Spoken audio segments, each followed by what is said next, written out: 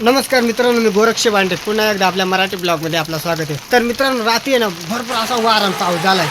तर आपण शेताकडे चालू आहे आणि शेताकडे बरं बांध फुटलं का काय झालं ते बघायला चालू आहे आणि रोपं किती आलेत केवढले आलेत ते पण बघू आपण. तर चला बरं जाऊ. तर वळाली किती पाणी आहे ते पण व्हिडिओच्या माध्यमातून मी तुम्हाला दाखवायचा प्रयत्न करणार आहे. चला आता आपण चालू आहे शेताकडं. तर त्या पाहते गो तर झुऱ्याला किती पाणी आहे. तर तो बांधाचा झुऱ्या बरं का, भरपूर असा वास सुटलाय.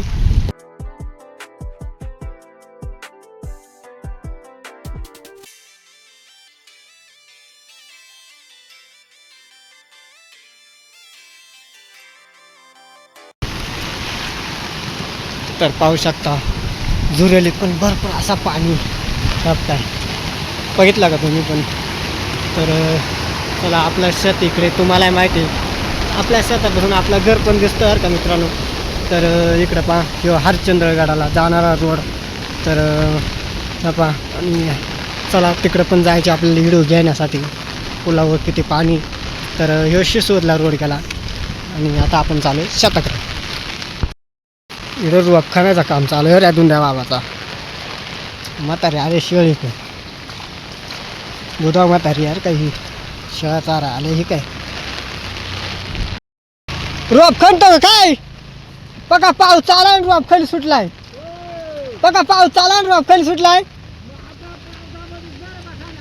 हा कण कण कण कण मी आलो बरं. बांध बिन फुटलं काय वरून पाऊस आहे. गदा गदा गदा गदा गदा गदा वा सुटलाय पावर. हो काय आवरा टील भरल्यात.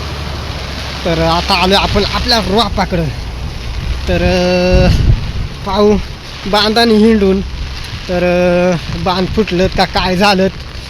तर ह्या काय अजून लय बारीक रोप आहे आपला आला बरं का मित्रांनो. ह्या काय ह्यो आपला रोप आहे. तू आणि बारखत टाकलाय ह्या खेकडी पक्या वावरांमधून. ह्या काय त्या तिकडे गेली इकडं आणि ह्या काय असा रोप आहे. तर मागं ऊन पडला होता ना फार जळून गेलं ते. पण मग आता कसं आहे थोडासा निवाळला आहे. पण मग रोप केव्हा येईल ह्या पहा बरं. ह्या तर फार गेला आहे कामातून. पण मग आता ज्या होईल त्या होईल मित्रांनो. आता काय ते आपल्या हाती नाही का. तर हे काय वावरांमध्ये पाणी मिळे ना. तर एवढा पाऊस चालू आहे आमच्याकडं पण. आणि इकडं बांध फुटला आहे वाटाता रातच्या पाण्यानं. ह्या काय इकडं आपल्या वावराचा बांधही फुटला. ह्या काय इकडं बांध फुटला आहे ऱ्या थोडासा.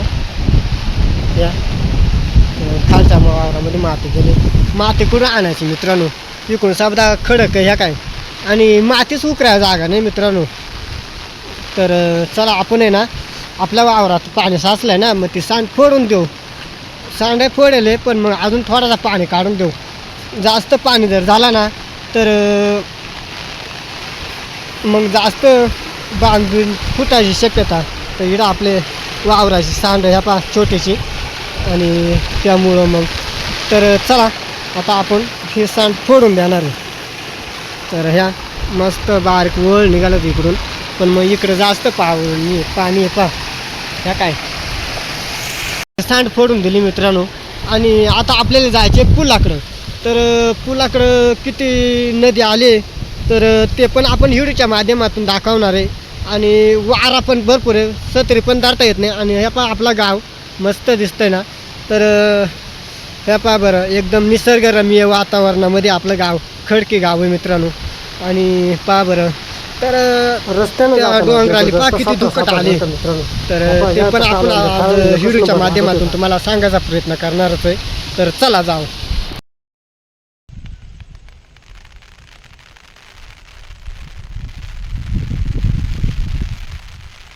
पुलाजवळ आलोय.